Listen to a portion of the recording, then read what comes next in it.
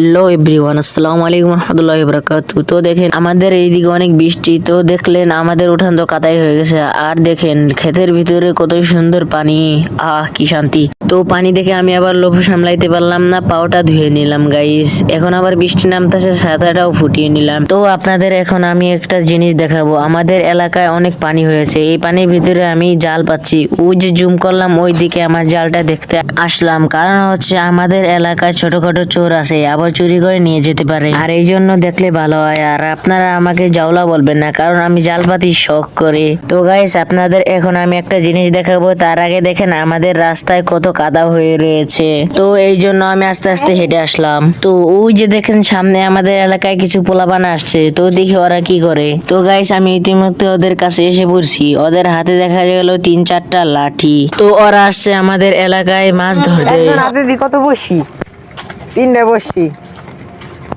দেখি বরণের মধ্যে কি কি মাছ আছে। এই যে মাছের অভাব নাই।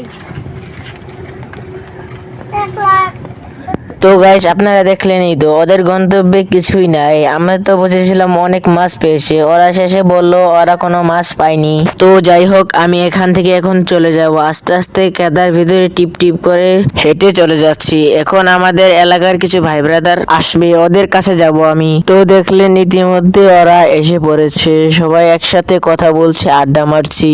আর ওদের সাথে আমার অনেকদিন পরে দেখা হলো, এই জন্য বেশি এক্সাইটেড ছিলাম। আর ওরা বলছে এখন ওরা আখ খাবে, কিন্তু টাকা পাবে কোথায়। আর এর ভিতরে আমার একজন বন্ধু বলল বুদ্ধি থাকলে আখ কিনে খেতে হয় নাকি। আর আমি ওর এই কথা শুনে বুঝে ফেললাম ও কিভাবে কথা বলছে।